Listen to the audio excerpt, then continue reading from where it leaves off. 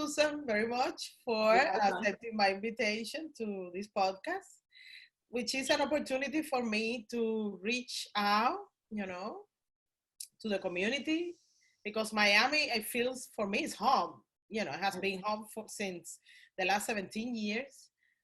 My son was born here, so I feel like I belong to. So I want to talk to people who are making something for their community to make it a better place. And I think you're one of them. I would like to introduce you. I would say that you are an entrepreneur who is really making a lot for the empowerment of the female voice and the female opportunities when it comes to financial and economic opportunities. I think that's great. And you are, I think, also deconstructing our assumptions and preconditions when it comes to our relationship with money. I think that's essential. And yeah, I am very, happy that you accept the invitation. So let me know. I would like you to introduce yourself. Who are you? Who is Susan Howell? Susan Howell is, first of all, I'm going to say Susan Howell is a leader of self. I believe in what I do very much, which is Money Maestra right now, but I'd like to just walk you backwards. I first worked for the IRS after I graduated for college as a civilian. That part of the story. I love it. I collected taxes. I was the one that knocked on doors and collected taxes and said, "You are the enemy." I was the enemy. But I learned an awful lot about money and how people deal with money. And then I became a federal agent, first with the IRS for 2 years. And then I moved to the Department of Justice, Inspector General. So I investigated. That. Yeah.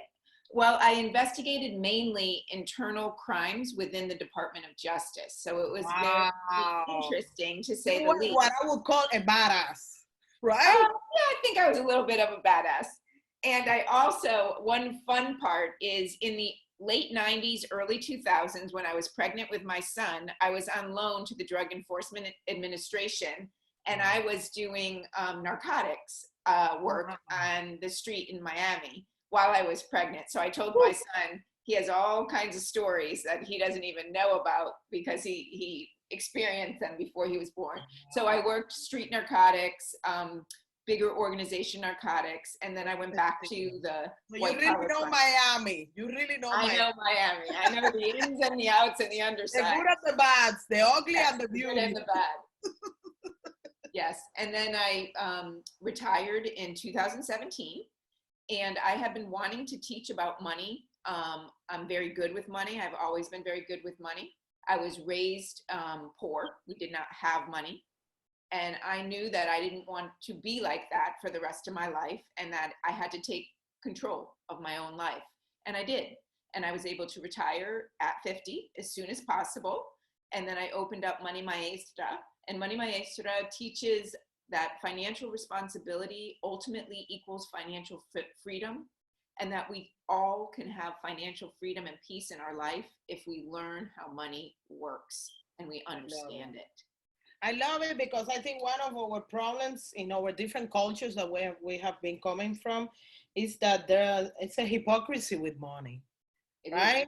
Especially when we are women, we are told that you don't talk about money, and I never understand that. Why we don't talk about something that is so important for so many people, especially for the people that tells you that you don't talk about money.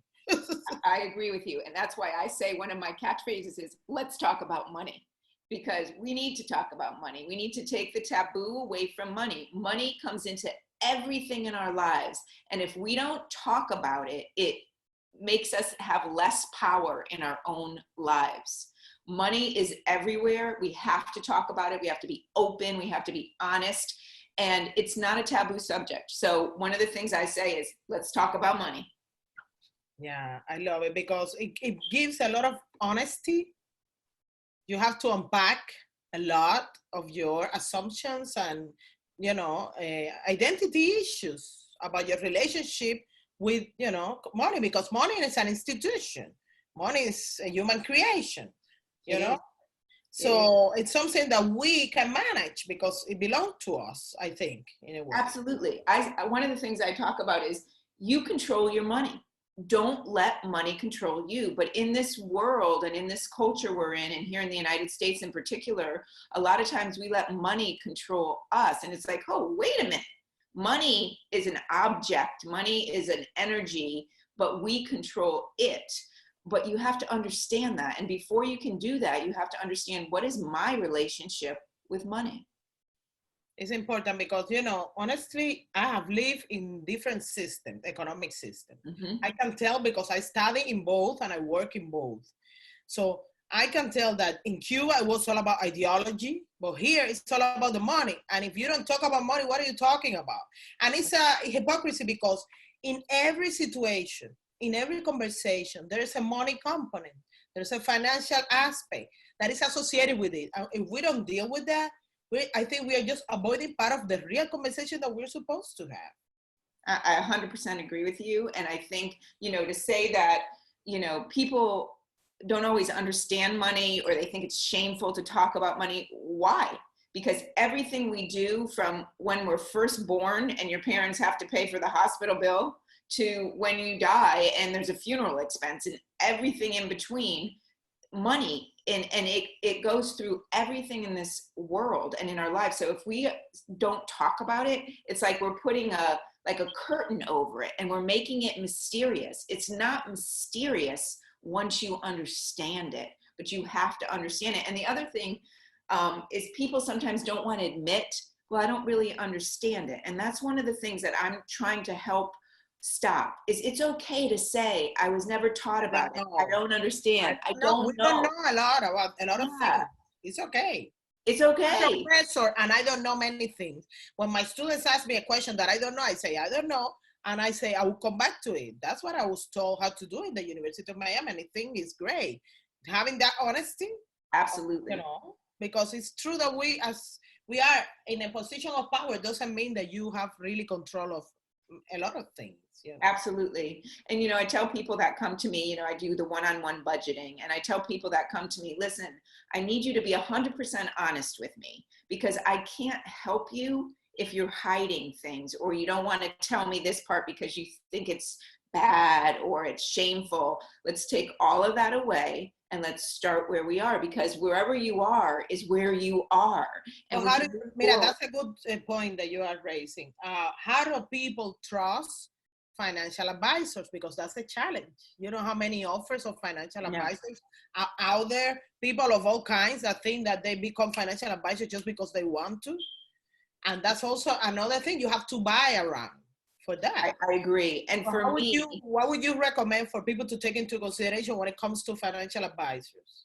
Well, for me, and just so we know that I'm not a financial advisor. I teach people about money. I teach people how to budget, but I never invest people's money. So that's one of the things where the trust is built in with me, because I don't want your money to invest. I just want you to understand how your money works. And then you take it to somebody that specializes in investing to invest your money. So, and also, like with me, we sign a non-disclosure agreement where we sign a contract that says, whatever we talk about here today, it's only between you and I, unless you want me to talk to somebody else about it, a wife or a child or whatever. And so we sign an agreement. But if I was going to, I have my own financial advisor, because I don't invest my own money. I go through someone else. And it took me a long time. I checked his references. I spoke to people on the phone.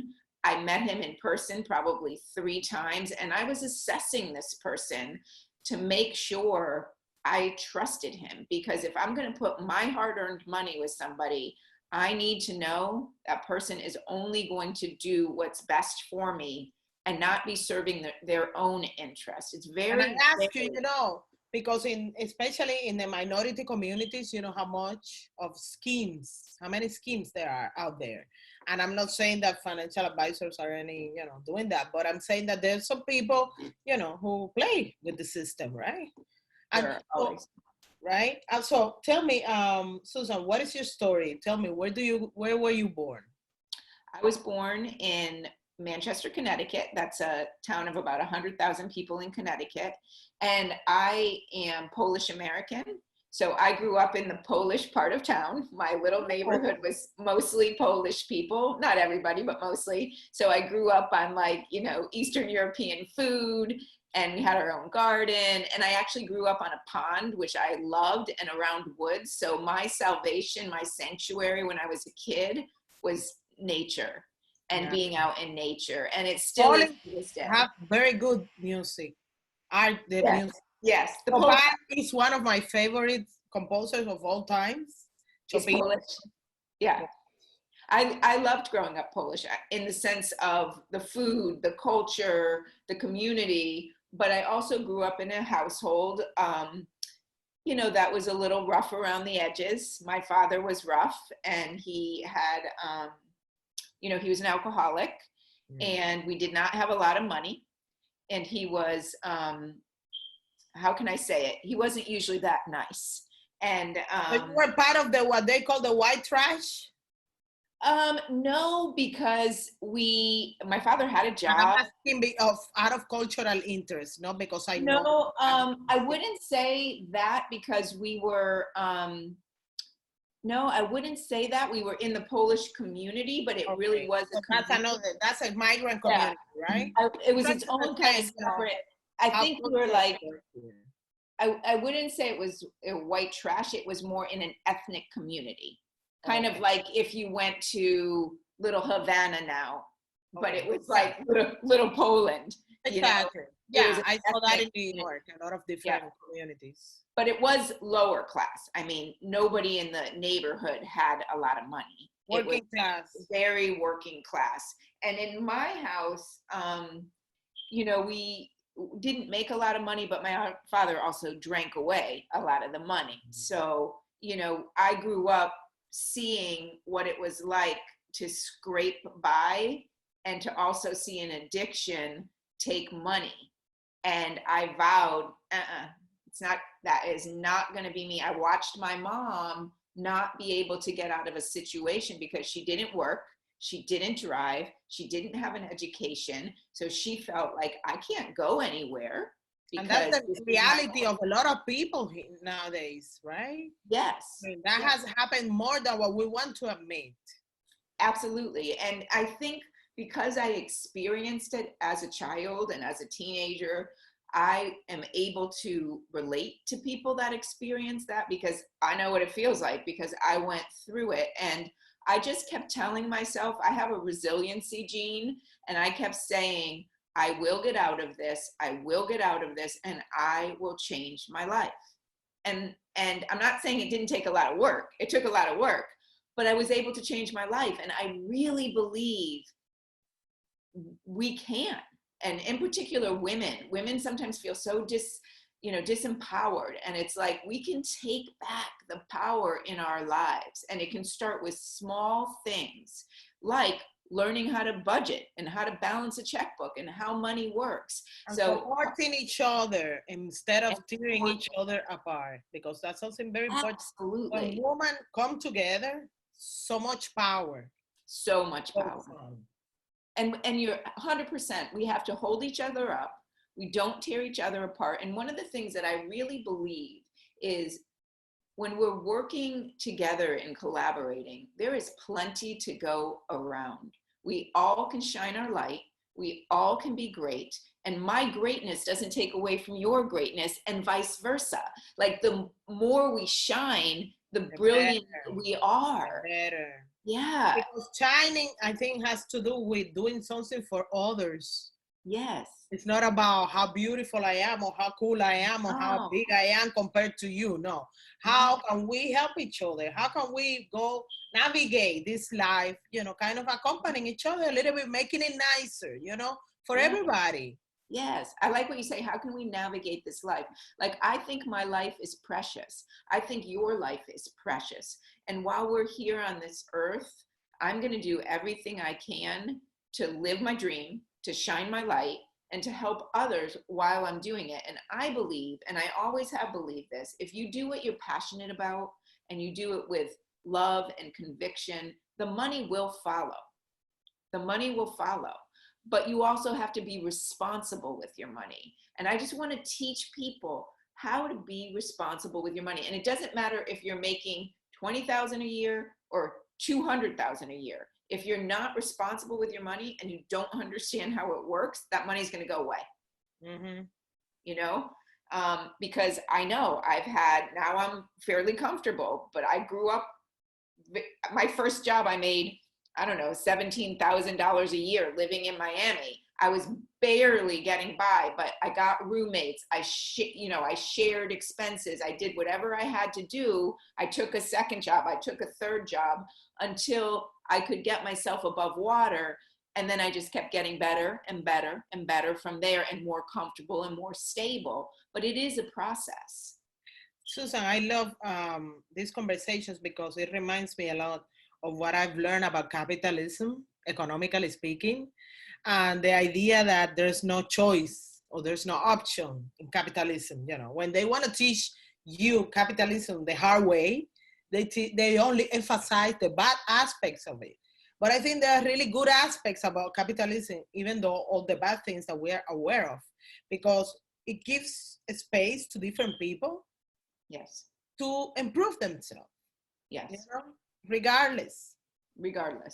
And I really think that's something that is not emphasized enough, because people like to play with politics and etc. You know, with image, stereotypes, whatever. And I want to ask you about what has been your experience, let's say, as an American with the migrant community.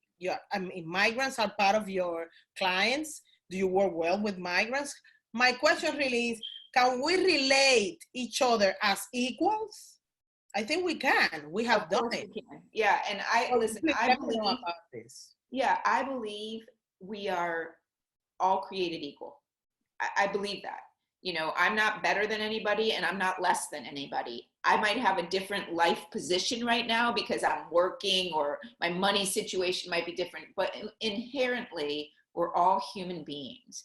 And one of the things I tell people about what I do, I can meet anybody anywhere. Like, I have an ability to relate to people because I honestly care in empowering people and getting you to see what's inside of yourself. And if I can help you a little bit with the money and with the non-judgment and with understanding how it works, then that gives me joy and it enhances my life. So yeah, I think now, and like, you know, I speak some Spanish here in Miami. I think I could probably even do classes in Spanish, but I'm not, you know, comfortable to do online in Spanish because my Spanish is not that good. But if I was meeting with somebody, I could speak to them in Spanish. I could communicate with them. It's very important for people to know, in my business, I have a no judgment zone. I don't care where you're from. I don't care what you've been through. You come through the doors to deal with me. We're talking no judgment. Let's just get it out there. Let's talk about it. And let's figure out how we can move your money situation forward. That's great. So tell me more about your personal history. I love stories because I think they tell so much about, you know, how people navigate life, right? And how they follow their passions, especially, you know. So when do you notice or realize that this was going to be your path? How far ago? Well, I will tell you that when I was a little girl, I used to play Charlie's Angels with the girls in my neighborhood. So somewhere a long time ago, I think I knew that I was going to be a federal agent. I just didn't know that I knew, but I was Sabrina, and I was the smart one. And so we would play Charlie's Angels in my neighborhood. I mean, we would make up stories and we would have searches and we would do all this stuff.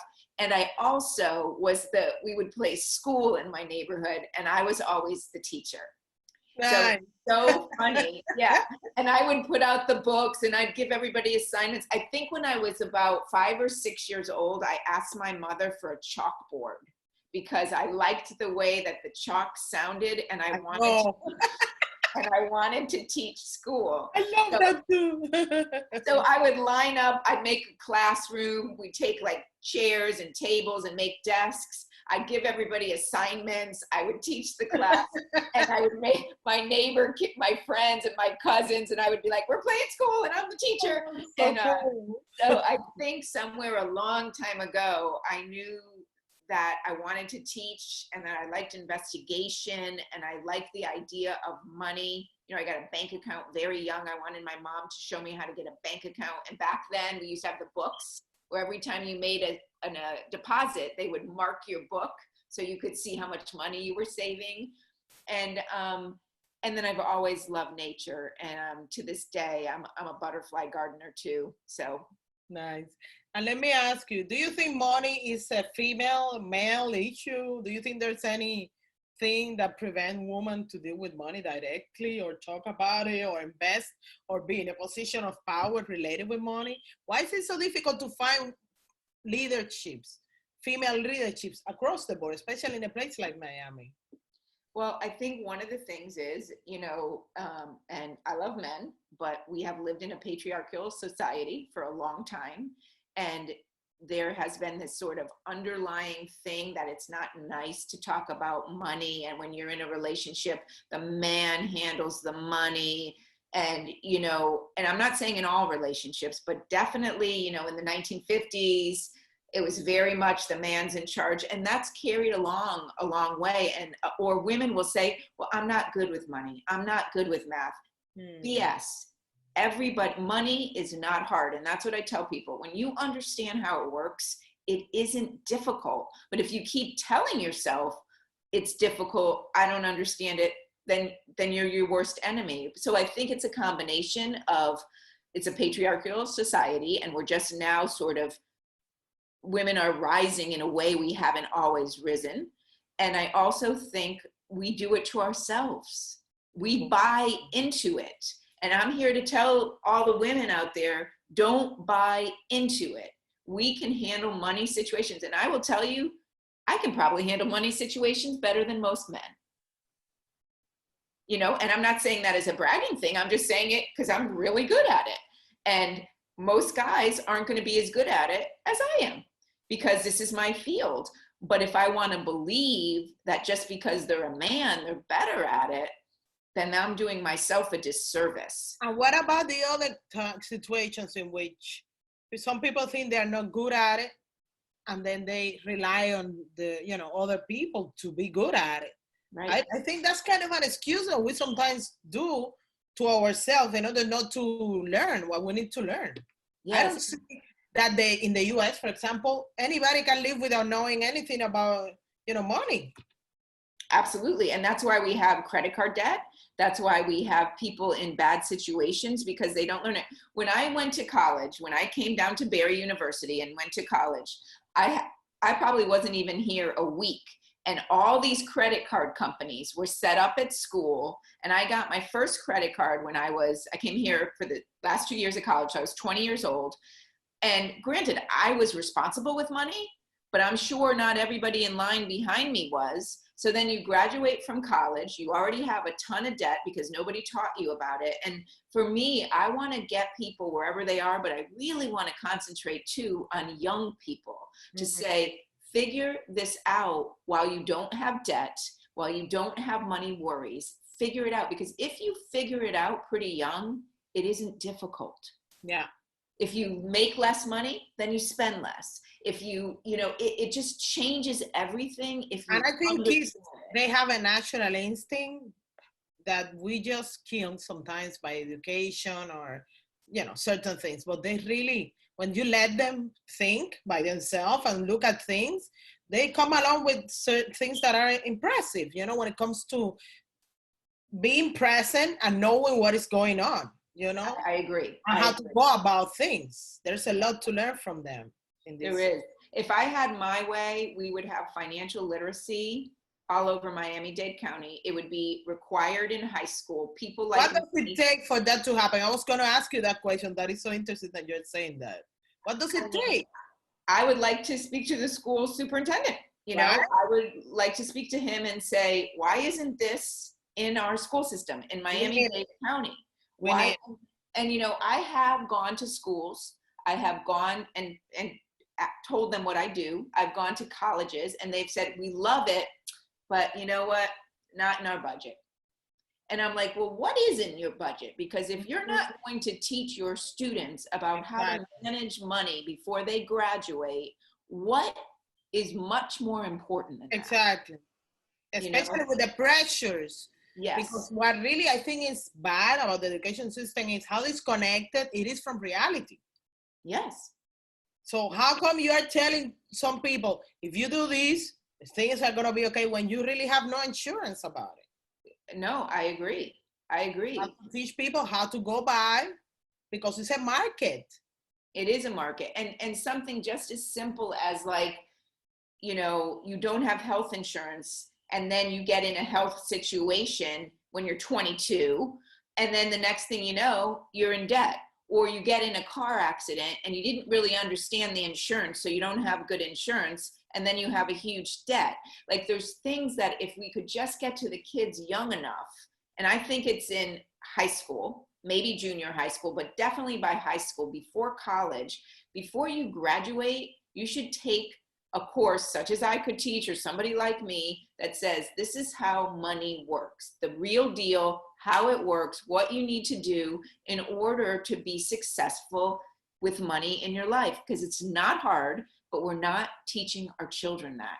And it's a big disservice. And Miami-Dade County, if anybody out there is listening, it's a big disservice that we are not teaching this to our children. And I would love to speak with somebody in a position of power that could bring this to Miami-Dade County and ultimately to the whole United States. Everybody should be learning And this. I'm thinking all these young kids that they choose the streets, Yeah, if they knew that they had other options, I know. I know. because you know a lot of kids they don't see any other way around it but the streets. Yes. Because there's no space for them in the education system.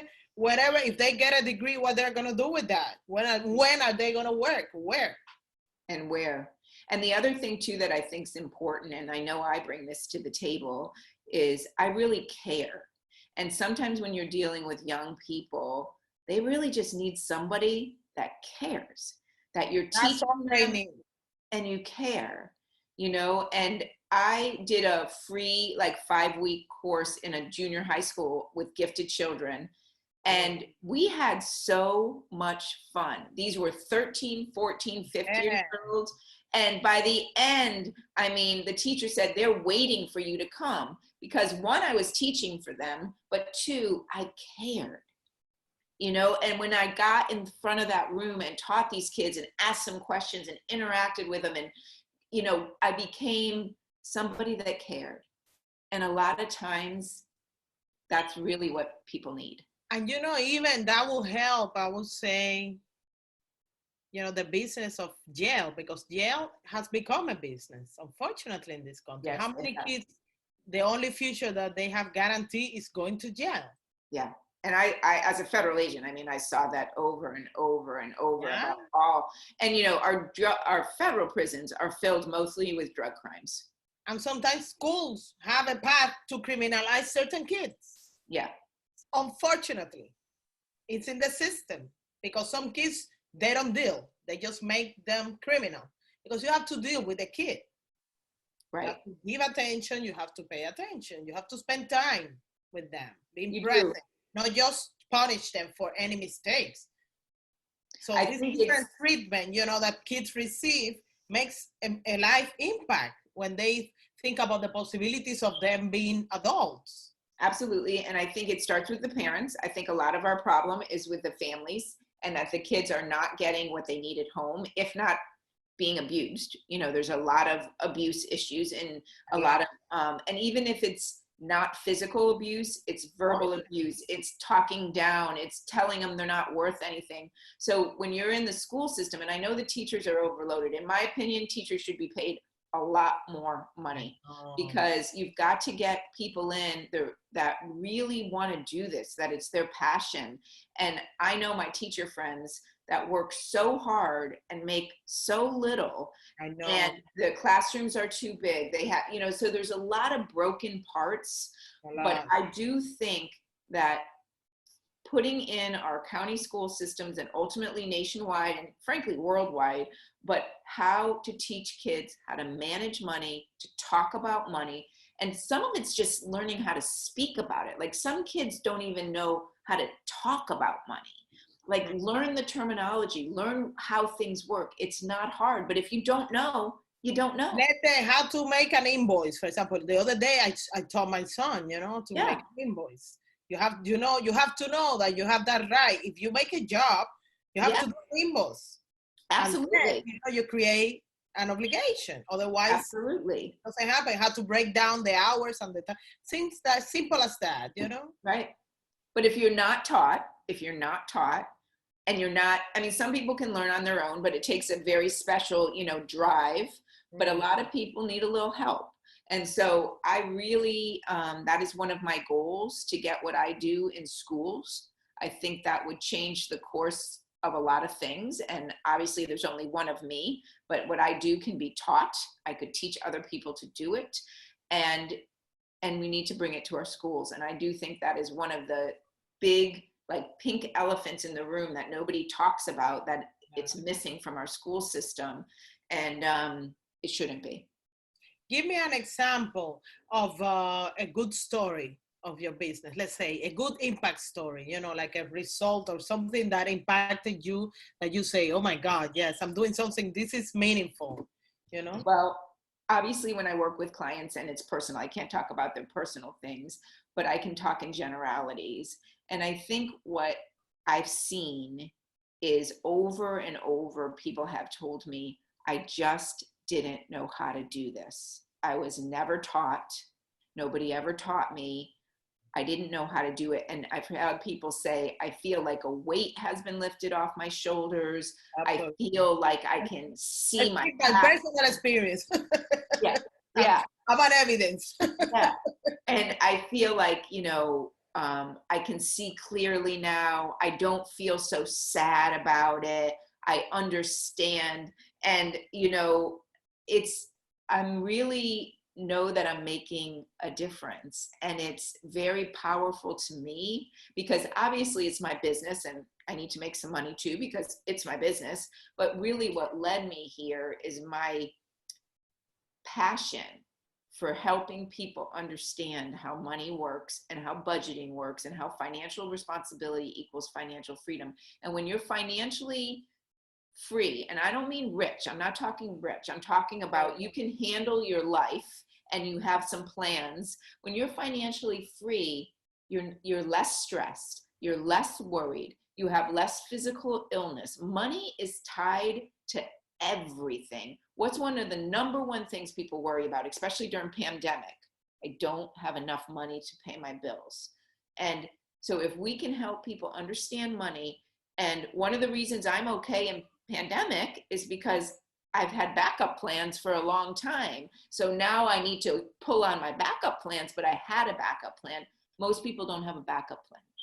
Mm-hmm. And I want to teach people about that. Teach people about how you create a backup plan in your own life.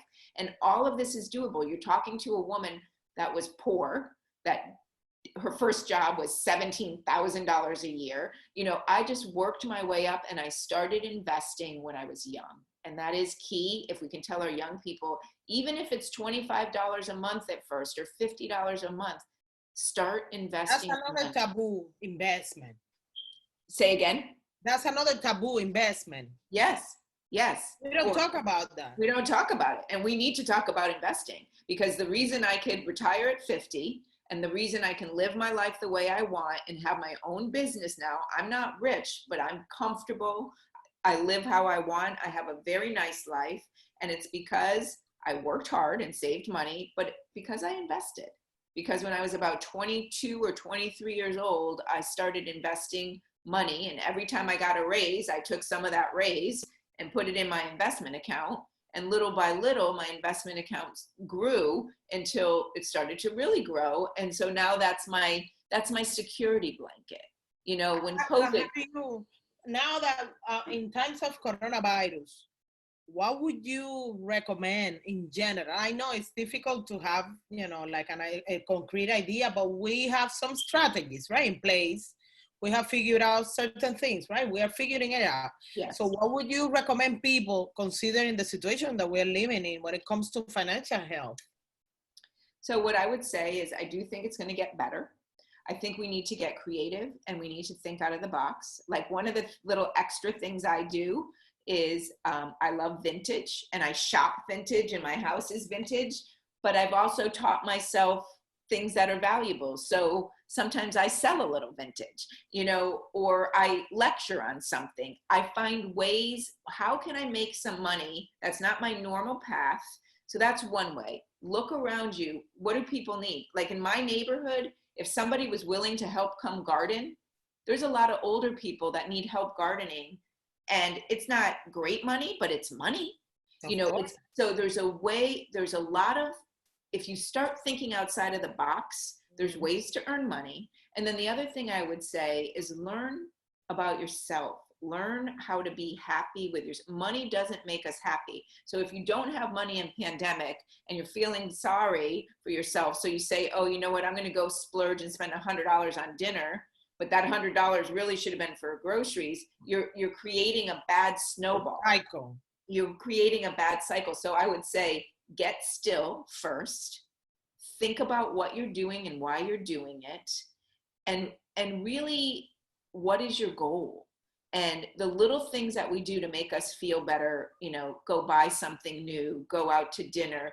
If you can't really afford it, go take a walk instead. Go walk by the beach. We live in one of the most beautiful cities in the world. Do something that's free. And what happens to people is once they start to realize, oh, I have choices, then it starts to free your mind up. And then you start to have more choices and get more creative. And then it becomes, I tell people, once you get this down, it becomes almost like a fun game in your own life of how can I do a little bit better so that I feel a little more secure in my own life. And so that's what I would say. Get still. Don't spend your money foolishly. Look for other ways that you can earn income, because there's a lot of creative ways out there to earn income, and really get to know who you are as a person. And, read books. It's free to read books. Read books. Do things. Take this time. I have taken coronavirus to relaunch to launch my business, to be out in nature, to read books, to study, to do Zooms with my friends, to catch up with people. Like, there's so much. If you flip it and say, let me use this time to better my life instead of panic, get scared, it all starts in the mind, first of all. And I love that you're talking about it, because in my experience of being in your group of Money Maestra and also in Las Comadres, what surprised me the most is that most of the work of me believing again in myself, in my capacity of creating value, it has to do with mindsets to such a large extent. Absolutely. I have friends that will stand in front of whatever works for you. I have some friends, and I do it sometimes with mantras, but I have a friend that every day repeats a mantra, a very powerful mantra in the morning. And it's a mantra of abundance. And she's like, I'm going to start my day out like that. I start my day, the very first thing I say when I get up, thank you. It's the very first thing I say. I believe in God. I say, thank you, God. I'm alive. I'm here. I'm in my bed. I might have a cat sleeping next to me. Thank you. And then after thank you, I think about, what am I going to do today? Not the worry. That'll come later when the day comes, but I take stillness every morning to spend some time for me in prayer, in reflection, in gratitude, and I read something every morning, something powerful. So I set the tone of my day. And so many people just jump out of bed, they're worried, they're stressed, and they don't take, and it can be 2 minutes, it can be 5 minutes. Everybody's got 2 or 5 minutes in the morning to set the tone of your day. And to me, that's been a game changer. Thank you so much. Where can people, can you please repeat, where can people find you? Yes, people can find me at Money Maestra. And for those of you that don't speak Spanish, Money, Maestra.com. And I have Eventbrite every other Friday. I do something called Friday Finance Fun, and there'll be one this Friday. And this is actually a very good one. It's about giving and how giving really opens up the door to wealth, because we can always give. No matter how poor you are, you can give. And if you think about it, that's a principle of all religions. Absolutely. All human practices. Yes, absolutely. Giving as a way to receive. Absolutely. It's reciprocal. And to me, giving is a universal truth. It is one of the truths of the world. So if you want to get empowered this weekend and start your weekend on a really empowering note. Let's talk about giving. It's this Friday. It's on Eventbrite. But if you go to moneymaestra.com, it'll be up. It's not up right now. It'll be up by tonight or by tomorrow. But it's on Eventbrite, and it's Friday Finance Fun. So Thank you so much, Susan. thank you very much. Have a good one. Ciao. Namaste. Ciao. Bye. Bye. Ciao.